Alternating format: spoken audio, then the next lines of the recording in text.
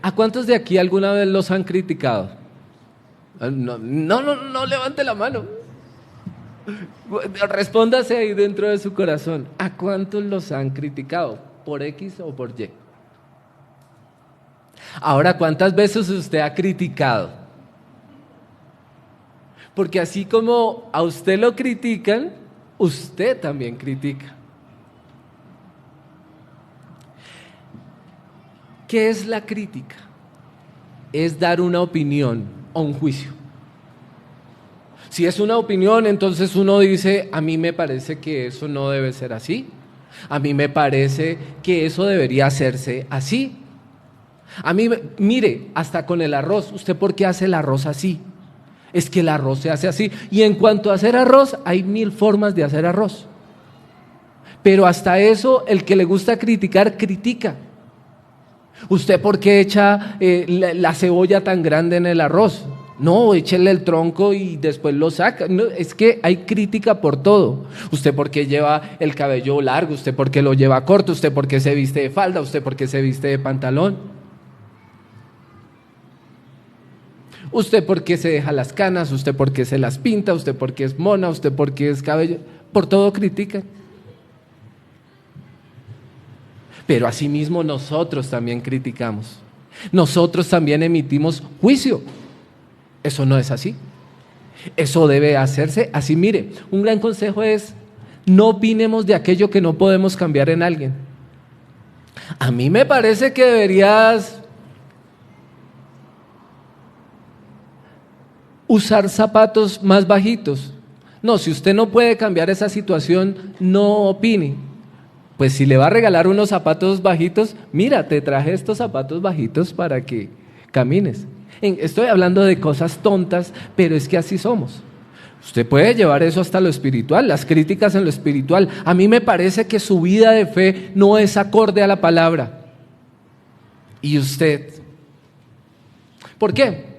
Porque cuando hacemos una crítica, nos ponemos nosotros como medida. Cuando yo critico algo es porque considero de que yo soy el que lo hago bien, de que yo soy el que sabe cómo se hace o cómo se comporta o cómo se debe hacer. La crítica, si lo han criticado bien, o sea, si a usted lo han criticado bien, la crítica pretende o debe pretender construir. Una buena crítica construye. Una buena crítica edifica, una buena crítica corrige. Vamos a hacer esto mejor. Ah, ok, vamos a hacer esto mejor. Pero una mala crítica destruye. Una mala crítica derriba lo construido. ¿Con qué medida hacen la crítica? Vuelvo y digo, a veces con conceptos propios. A veces, si se da una mala crítica, no se recibe a gusto.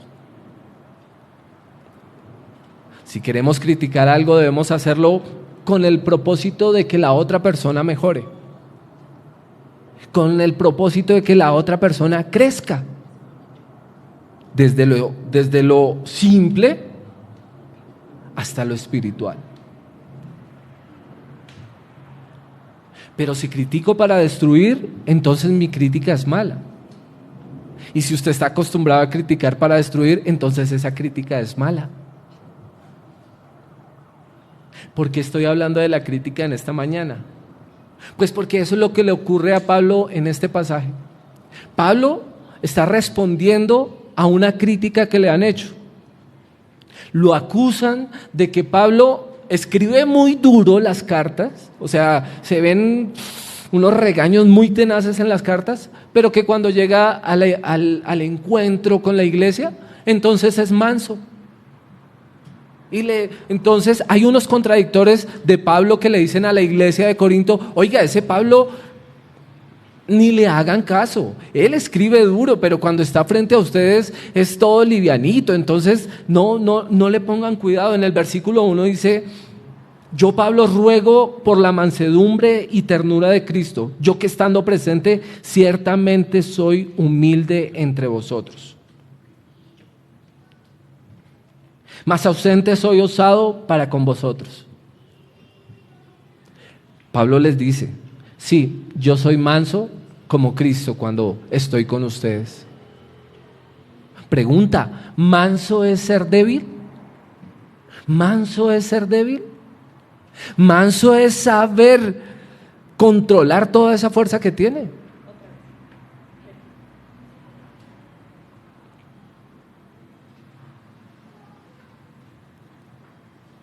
Voy a hacer una pausa activa aquí.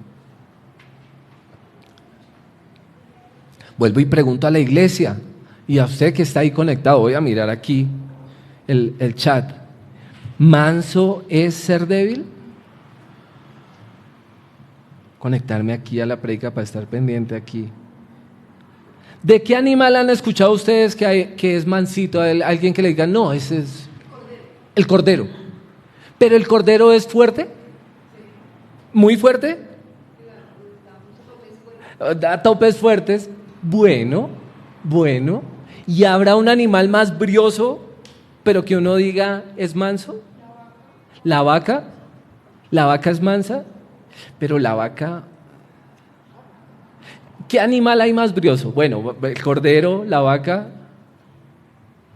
El león. El caballo. Una caída de caballo es terrible. El caballo usted se monta encima y si lo bota, ¿se acuerdan de un caballo dejó parapléjico a Superman? El actor que hacía de Superman iba en un caballo, se cayó y quedó parapléjico.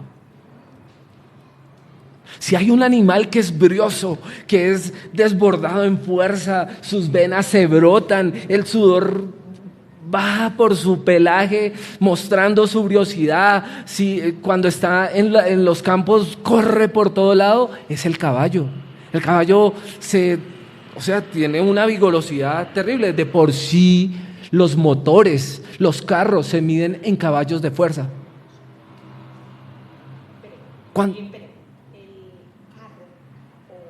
Motores. ¿Y cómo será la señal de motores?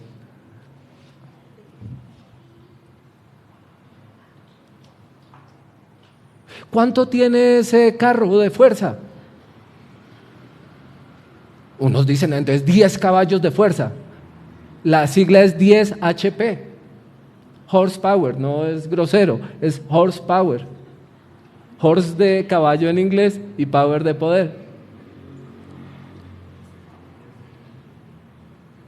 Entonces cuando dicen es que tiene 10 caballos de fuerza, lo que están diciendo es como si 10 caballos amarrados alaran esas 4 ruedas. Si tiene 20 caballos de fuerza, es que quiere decir que es como si hubieran 20 caballos alando esas ruedas. Así se miden los carros, en caballos de fuerza. Pero son animales muy mansos. Y es decir, la fuerza del caballo sirve cuando el caballo es manso. Para nosotros como humanos. La fuerza del caballo nos sirve cuando el caballo está mansado. Si el caballo no está mansado, si el caballo no está dominado, obediente, no le sirve al humano, porque lo va a matar o lo va a hacer caer. Y Pablo dice, sí, yo soy manso, aunque sé que tengo mucha fuerza, aunque tengo la autoridad, aunque podría acabar la iglesia pidiéndole al Señor, destruye a estos pecadores, no lo hace, porque pone como ejemplo a Jesús. Y dice, aunque Jesús pudiera destruir todo, por su mansedumbre, no hay otro más manso, ahora sí, la figura de cordero. Por eso al Señor Jesús lo ponen como un cordero manso, aunque tiene toda la fuerza, aunque tiene todo el poder, Él es manso y dice, esperemos. Si Dios destruyera al pecador, ¿cuántos de aquí deberían ser destruidos? No me conteste.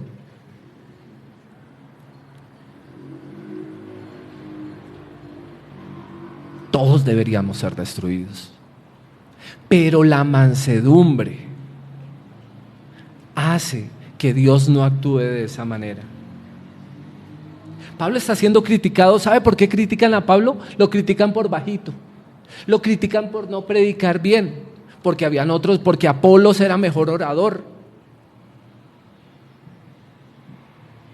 Porque Pedro había andado con Jesús más tiempo. ¿Recuerdan cuando empezamos a predicar Corintios? Que decían, yo soy de Pablo, yo soy de Apolos, yo soy de Cristo. Algunos, los estudiosos de la Biblia dicen que cuando dicen algunos son de Cristo, en realidad eran unos judíos que habían aceptado. Cuando se habla, unos son de Apolos, es porque Apolos predicaba muy bien.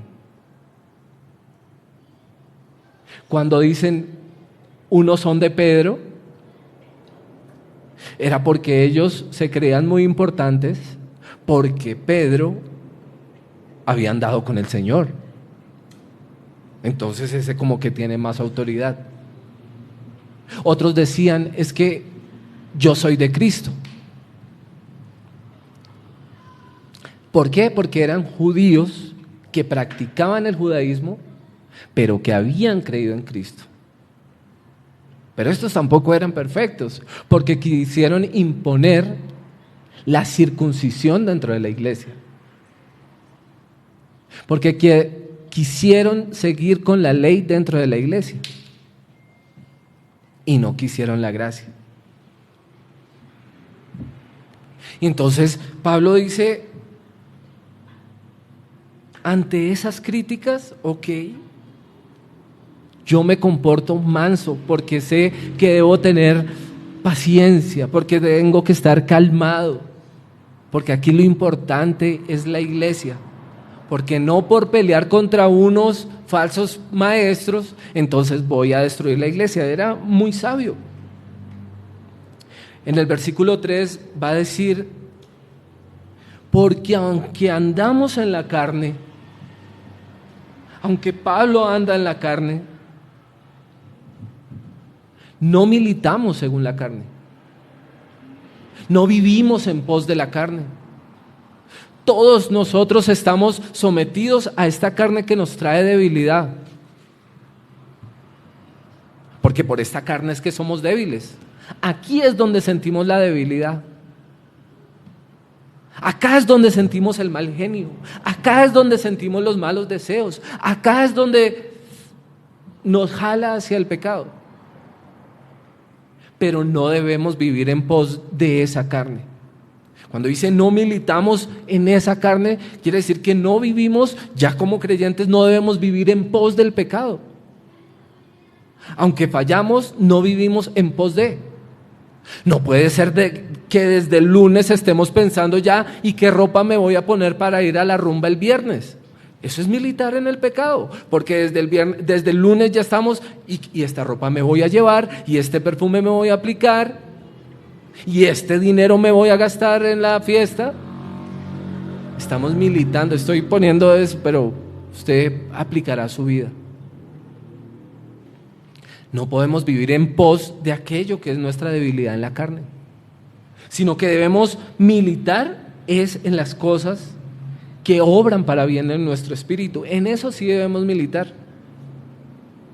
Porque acaba el servicio el domingo y ¿cuántos el lunes estarán pensando, wow, el miércoles, como el miércoles estamos viendo Josué, voy a leer Josué antes para saber de qué estamos hablando? Ay, Señor, háblame porque yo también quiero compartir el miércoles en la predicación.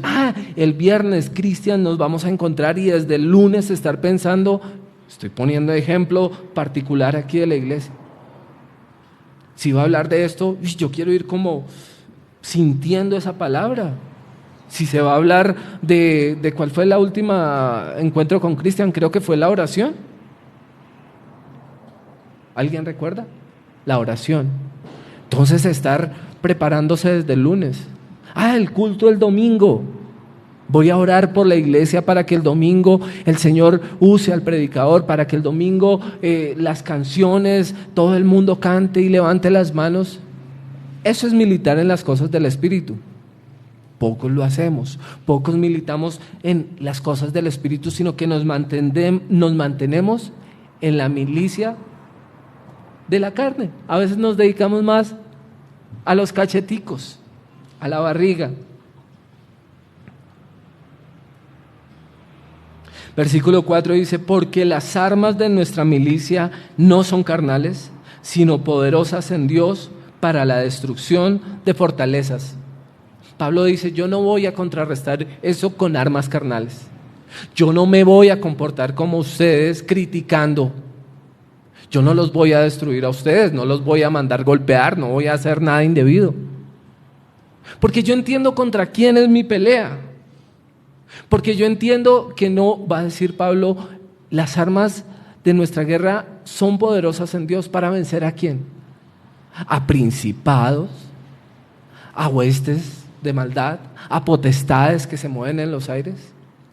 Mire, cuando usted está peleando con la persona que ama, no es ni siquiera la persona que ama la que está peleando con usted, sino es el enemigo que puede estar usando espíritus para destruir su hogar, para destruir su relación de papás e hijos. Porque así trabaja el enemigo. ¿Cómo logra estar feliz el enemigo? Pues haciéndolo sentir a usted fracasado durante la semana para que el domingo no venga a rendir culto. Si usted durante la semana falló y cayó en pecado, pues el enemigo logró su cometido. Esa persona que le dice, hey, vamos a hacer esto, usted sabe que va en contra de la voluntad de Dios. Está siendo usado por huestes de maldad para impedir de que su espíritu se mantenga en la vida.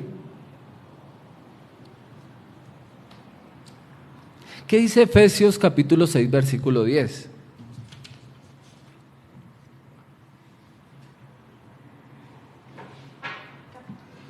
Efesios capítulo 6.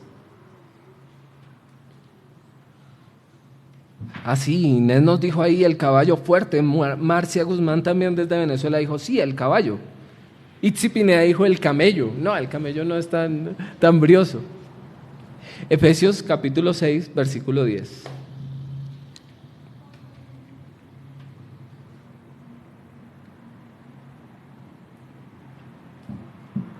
Por lo demás, hermanos míos, fortaleceos en el Señor y en el poder de su fuerza, vestidos con toda la armadura de Dios, para que podáis estar firmes contra las acechanzas del diablo. Porque no tenemos lucha contra carne y sangre, sino contra principados, contra potestades, contra los gobernadores de las tinieblas de este siglo, contra huestes espirituales de maldad en las regiones celestes. Por tanto, tomad la armadura de Dios, para que podáis resistir al día malo, y habiendo acabado todo, estar firmes. Estad pues firmes, ceñidos vuestros lomos con la verdad, vestidos con la coraza de la justicia, calzados los pies con el apresto del evangelio de la paz, y sobre todo tomad el escudo de la fe, con que podáis apagar todos los dardos de fuego del maligno.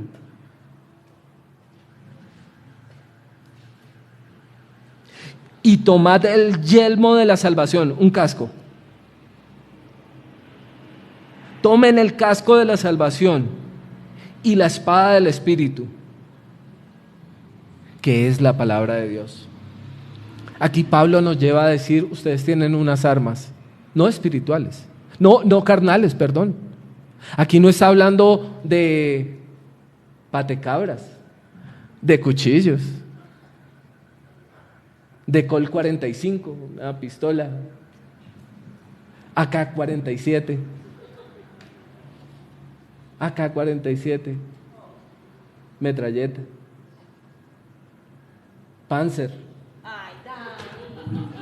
carros de guerra. No está hablando de esas armas, no está hablando de armas humanas.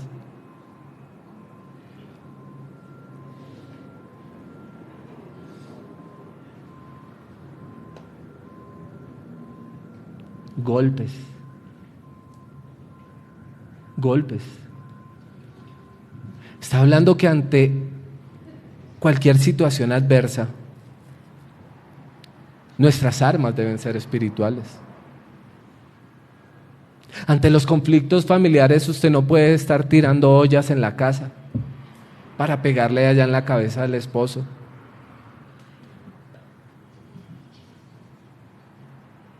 La batalla debería hacerse en oración.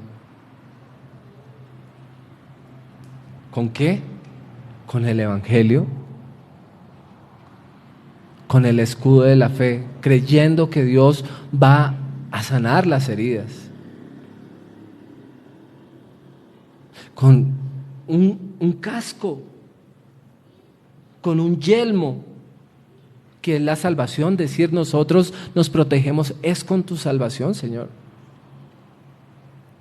Y saber de que toda adversidad en la familia, en la vida cotidiana, puede ser utilizada por el enemigo para destruir nuestra vida de fe. Todos los conflictos que tenemos con los que más amamos, imagínense, porque esos son los que destruyen. Es irónico. Las peleas que pueden destruir la vida de fe son con las personas que más amamos, porque con los que son enemigos, pues qué, ya está uno acostumbrado a... Pero lo que sí puede usar Dios es que con las personas que amamos nos pueda destruir, porque esas duelen, porque esas nos hacen sentir demasiado fracasados en la vida de fe.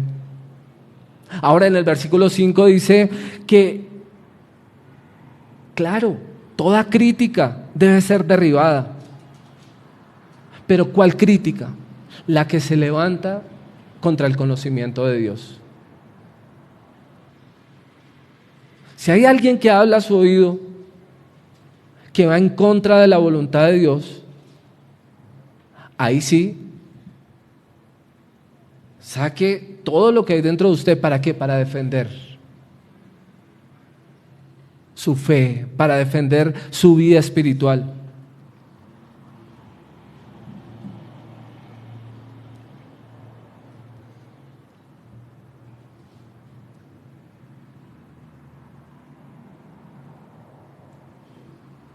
Porque esos argumentos sí lo pueden destruir a usted. Porque esa batalla sí lo puede llevar a la muerte a usted. Porque si se acercan y le dicen, es que Jesús era un ángel, el ángel del Antiguo Testamento, usted dice, no. No, porque en Hebreos dice, ¿a cuál de sus ángeles dijo, mi hijo eres tú? No, no puede ser un ángel. Estoy hablando de doctrinas cerradas que hay en este mundo, donde dicen que Jesús era un ángel. Pongo ese ejemplo. Ahí sí usted debe estar defendiendo su fe, porque debe derribar todo argumento que se levanta a la obediencia de Cristo, a la obediencia, a la fe en el Hijo de Dios. Por eso usted debe preocuparse en estarse formando, en asistir a los grupos, porque ahí es donde usted recibe, donde usted se forma, donde puede defender lo que usted ha creído, la vida de fe que usted tiene. Pero si simplemente deja, yo creo en Cristo, a veces puede llegar una filosofía, una nueva creencia que derrumbe su fe.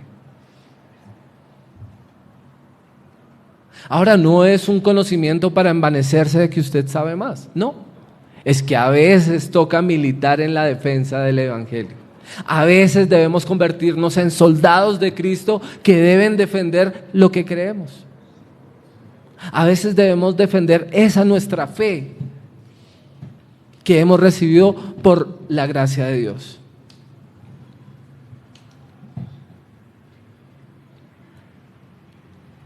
Versículo 6 dice, prontos para castigar toda desobediencia, cuando vuestra obediencia sea perfecta. Pablo entiende que hay inmadurez en estos que lo están criticando. Y sí, hay un momento donde debemos tener paciencia con otros hermanos. No todos vamos al mismo nivel. Algunos caminan, otros gatean otros corren, otros avanzan como si fueran en carro en la vida de fe. Pero todos paciencia entre unos y otros, soportándonos los unos a los otros, ayudándonos a caminar en esta vida de fe.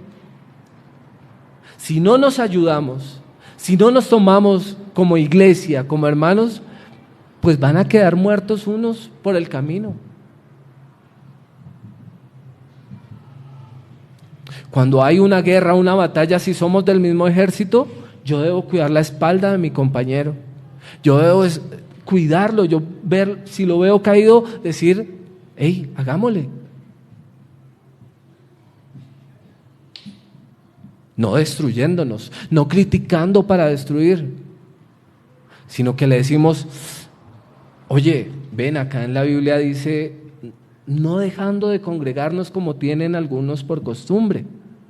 ¿Por qué no? ¿Qué te pasa? ¿Oramos? No, ¿por qué no has ido a la iglesia? ¿Por qué no has vuelto? ¿Qué pasa? ¿Te sientes pecador? ¿No tienes para el bus? Vamos, yo te invito. Cada uno debe hacer su obra y estar ayudando a aquel que por alguna situación no puede venir a la iglesia, o ha dejado de venir, o se desconectó simplemente.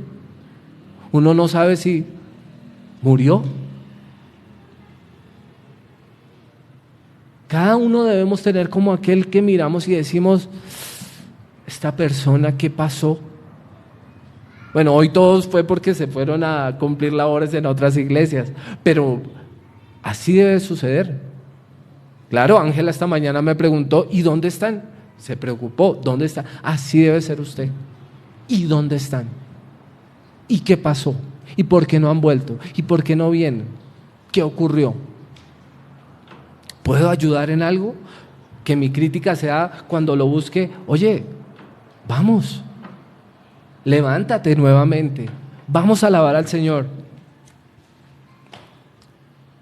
Después nos preocupamos por si hay que disciplinar. Y aclaro que debe haber corrección. Claro que debe haber corrección. Una de las funciones del pastor es corregir. Venimos de 2 mensajes durísimos. ¿Será por eso que algunos no vinieron? Claro que es inevitable corregir con la palabra. Claro que la palabra corrige, pero la palabra corrige para edificar.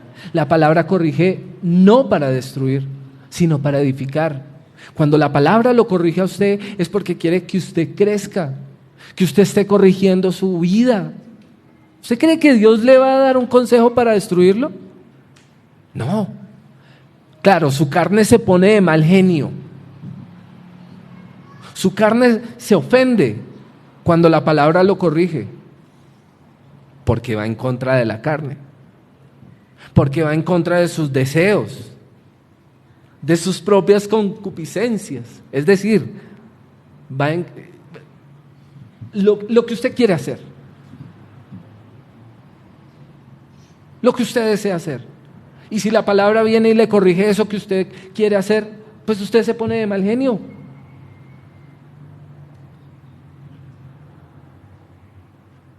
¿Cómo se pone un drogadicto cuando le quitan la droga?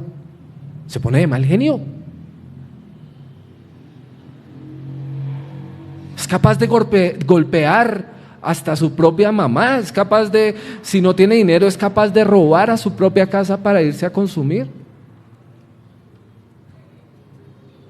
Porque es lo que la carne le pide. Y si por la palabra le dice, oye, no, corrige tu vida, estás destruyendo tu vida, claro que va a sentir maldad, va a sentirse mal, va a sentir que no, eso no está bien y dice, no quiero más a Dios. Pero Dios está dando un consejo para que usted tenga vida y para que la tenga en abundancia.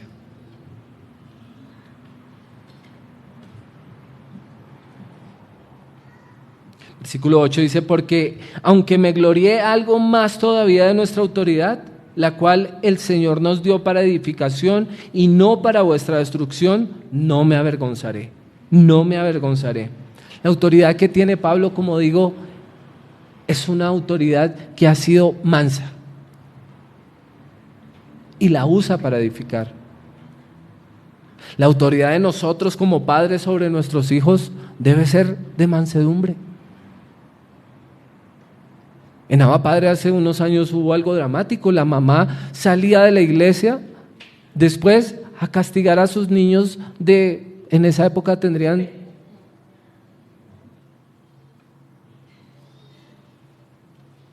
6 o 7 años. Eran 2 hermanos. Y en la iglesia pues estaban alabando y cantando y nos abrazábamos también y nos saludábamos.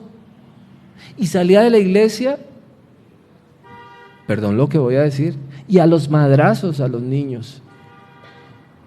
Y les pegaban. Y uno le pregunta hoy día a esos niños, oiga, vamos a la iglesia, no quiero saber nada de iglesia. ¿Por qué? Por lo que hizo mi mamá. Claro, uno no debe culpar a las otras personas, uno debe decir, pero ¿y Dios qué te hizo? Pero miren el daño que podemos hacer como padres. Debemos tener demasiada sabiduría. Si nos decimos creyentes en Cristo, no podemos tratar a las patadas a nuestros hijos.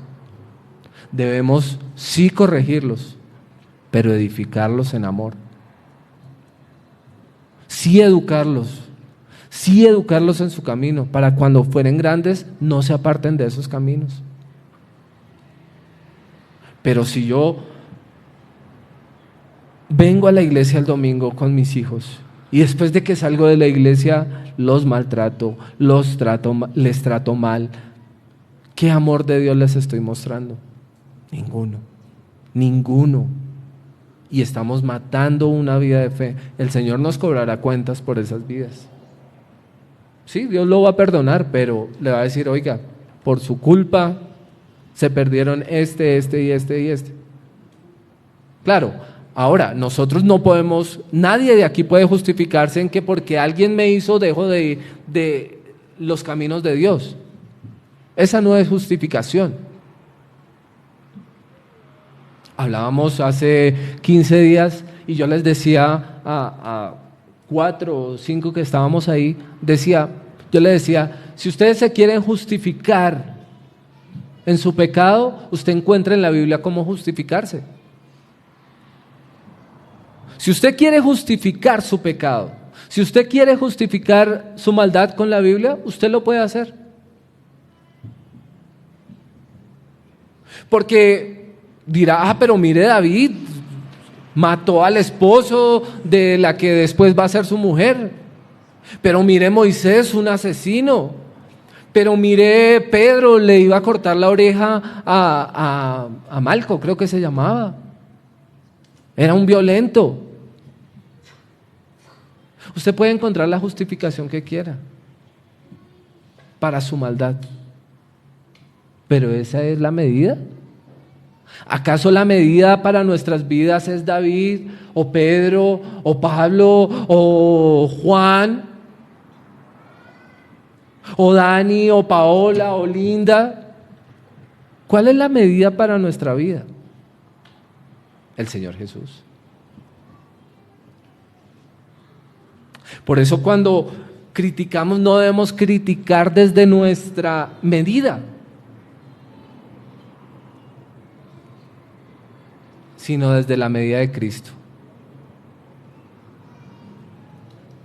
Yo te ofendí, yo te busco para perdonar. O lo contrario, a veces, por ejemplo, mi esposa se pone brava conmigo por alguna situación, dejé quemar los platanitos, alguna vaina. Ella se ofusca conmigo. Y aunque ella tenga razón, porque yo dejé quemar los plátanos, yo digo, bueno, yo tengo que ir a buscarla. Aunque yo sea el ofendido, yo voy y busco. Porque me libero, porque me quito ese peso de encima.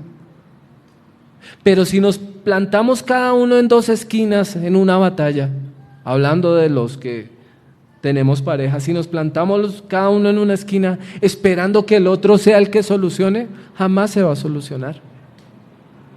A veces hay que bajar la cabeza y decir, y no irle a decir, aunque usted me ofendió, yo vengo aquí. No, pues ahí no. Yo no debería estar aquí pidiéndole perdón, pero vengo porque en el amor de Dios, no, pues lo que está echando es un vainazo. Sin oír, oye, debemos solucionar, debemos arreglar. ¿Cómo? Comprar otro plátano. Mi amor, hoy vamos a salir a... Deje quemar eso para irnos a comer afuera en un restaurante. Yo ocasioné esta quema de plátano para que saliéramos juntos. Miren cómo cambia. Miren, cuando se pone el arroz negro, cuando queman el arroz. Cuando se quema el arroz. Pero miren cómo cambia la historia. Y un ejemplo tan bobo. Ay, siempre deja quemar el arroz. Si uno rápidamente piensa, sí, es que lo dejé quemar porque en realidad yo quería ir a invitarte, pero no sabía cómo decirte y quería tener un momento especial, entonces quería arruinar. Vámonos. Entonces, ¿qué va a hacer la otra persona? Le va a dar risa y va a decir, bueno, vamos. Tan lindo. No, nunca cambies.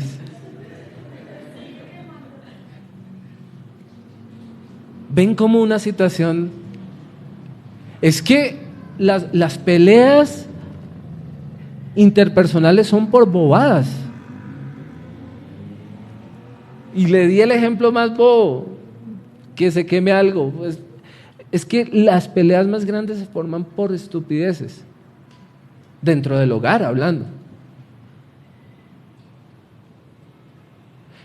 Y pueden ser solucionadas fácilmente.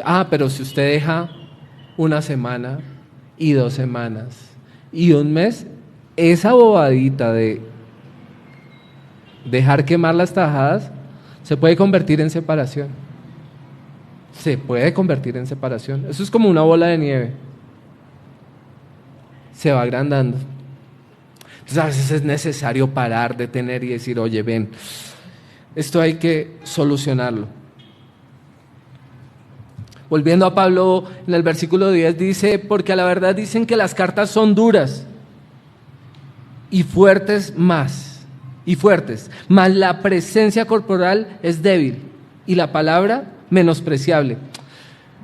Como le digo, a Pablo lo estaban criticando hasta por su fisonomía, porque decían, usted parece débil. Yo no sé si Pablo sería débil, pero para haber sido débil, pues soportó cárceles, pareciera que fuera muy fuerte, pero al parecer tenía una apariencia débil.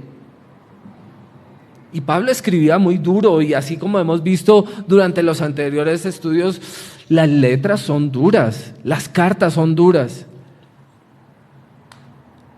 Aunque su apariencia es débil, sus cartas son duras, y los contradictores de Pablo se están burlando de él.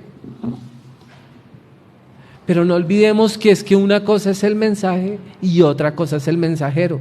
Aunque yo estoy aquí predicando, usted me verá aquí. Hoy, por ejemplo, me puse el pantalón roto, me puse los tenis. Hoy no estoy tan decoroso para predicar, pero hoy traigo un mensaje de Dios. A usted no le importa el mensajero cómo viene. Si a usted la persona que más ama le envía una carta, usted va a estar pendiente. No, pongamos otro ejemplo. Usted pide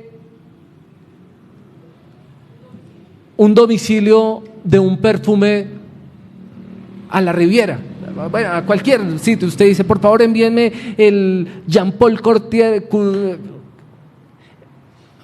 Carolina Herrera.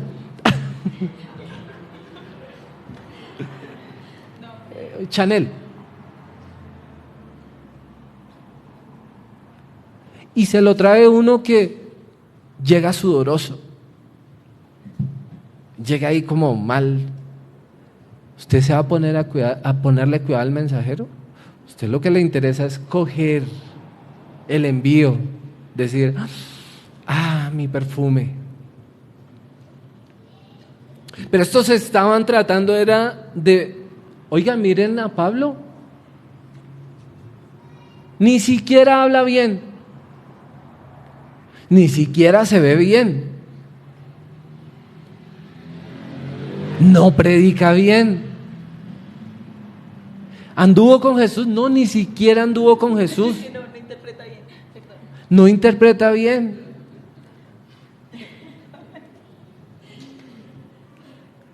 Claro. Linda hoy se pone como instrumento.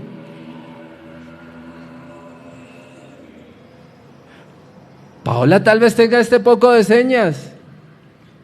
Linda tal vez tenga este poco de señas. Pero no había quien más interpretara.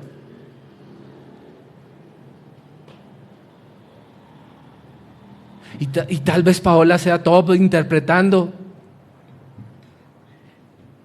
Y Linda cada 30 segundos me está diciendo: pare, espere, deténgase, no diga más, no hable de eso, hable más sencillo. Pero el mensaje que hoy Dios está dando a través de Linda y a través mío, como tontos aquí mensajeros, es un mensaje sumamente importante. Y es que nuestra pelea no es contra el que vemos, no es contra carne y sangre,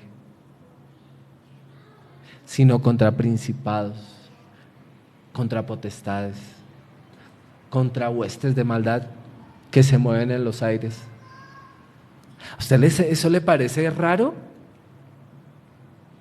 ¿Hablar de espíritus? Un día vamos a hablar de espíritus y de demonios. Un día hacemos un mensaje de eso para que usted esté más enterado de eso. Pero si usted escucha en internet, seres interdimensionales están por llegar a la tierra. Eso sí le parece atractivo. Pues sepa que seres interdimensionales son espíritus, porque se mueven en otras dimensiones. Algún día también les contaré bien la historia, algunos la conocen. Pero yo vi cómo un brujo hizo un muñequito con un algodón. Aquí, el brujo con un muñequito de algodón. Allá una persona conocida mía, acostada en una camilla. Y yo vi cómo este brujo chuzaba el algodón sin que la persona que estaba acostada ya viera. Y cada vez que chuzaba aquí, saltaba la persona del dolor. No se sorprenda.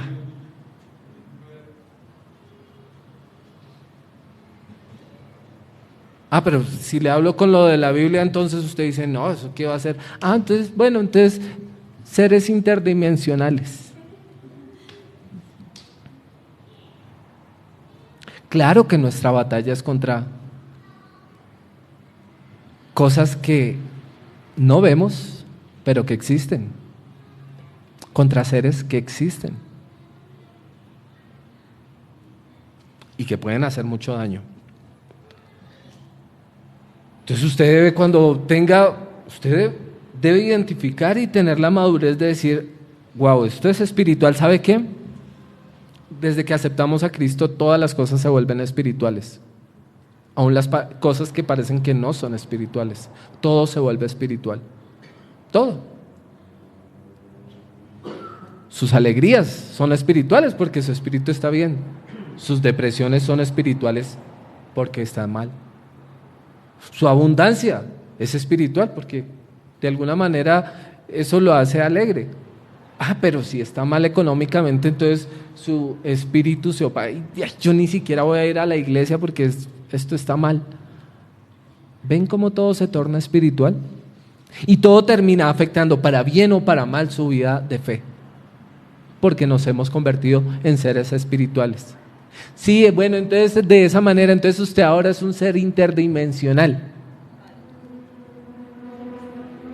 ¿Cómo estás interpretando interdimensional? ¿De muchas dimensiones? Sí. ¿De muchos? Sí, de lo que no vemos. Es que espíritu viene de, me preguntaba Aarón, ¿cómo es que el aire no se ve? Yo le decía: no se ve, porque es neuma. ¿Cómo así neuma? Sí, como neumático. ¿Cómo así como neumático? Pues tú le echas aire a una llanta, a una bomba, con aire. No ves nada, pero hace crecer el neumático, la bomba.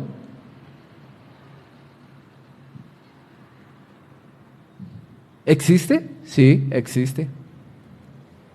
Y Pablo sabe que quien lo está atacando a él no son los tontos que le hablan, sino que hay algo espiritual detrás.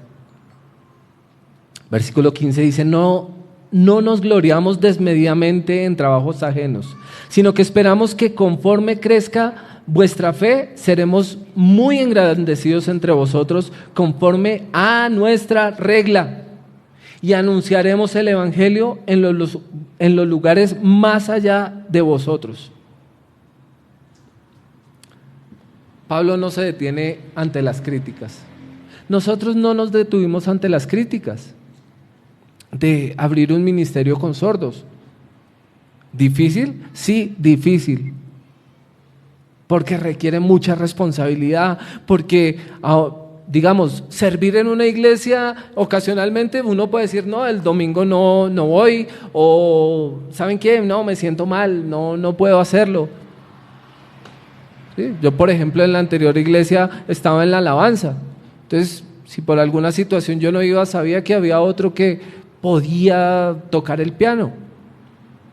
O si me sentía deprimido, alguna situación que no me dejaba servir pues libremente, pues simplemente había otro que reemplazaba.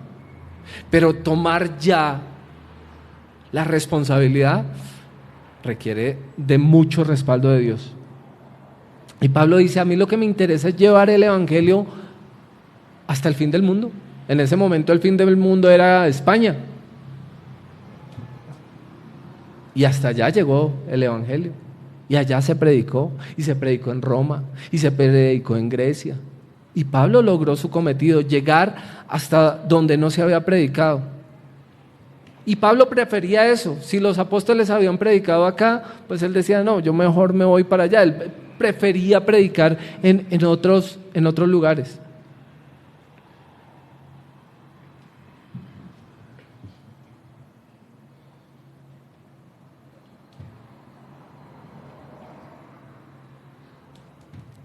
Mas el que se gloría, gloríese en el Señor.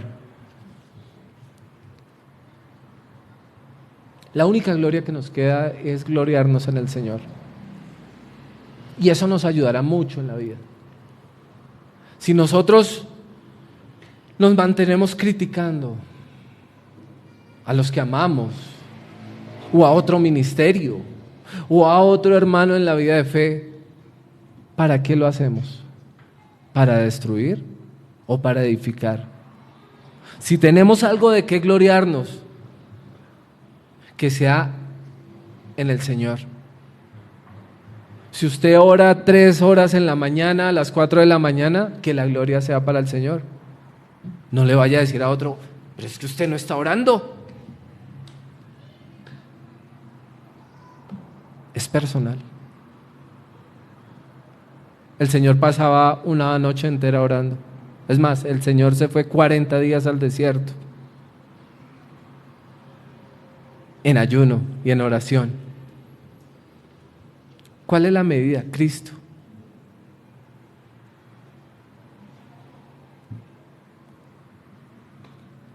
¿Que usted es más santo que un hermano? ¿Quién tiene la medida? Cristo. ¿Santo? Dios. Santo, Cristo. Santo, Él. ¿Nosotros? Imperfectos. La medida es Él. La medida es Él. Ahora usted es espiritual y todo se torna espiritual. Para que los problemas con las personas que usted ama son los dardos que usa Satanás para destruirlo espiritualmente, para que desista de su vida de fe. ¿Cómo actúa Satanás? Con culpa. Usted es el peor de los pecadores. Usted no tiene perdón. Pero ¿saben qué? mayor es el que está en mí que el que está en el mundo. Y confiad, yo he vencido al mundo, dice el Señor Jesús. Él es mayor. ¿Lo han criticado por su vida de fe? Digo para mal. Mayor es el que está en usted que el que está en el mundo. Si usted recibe una crítica para edificación, acéptela con todo el cariño. Acéptela con todo el cariño, con toda la humildad, con toda la mansedumbre.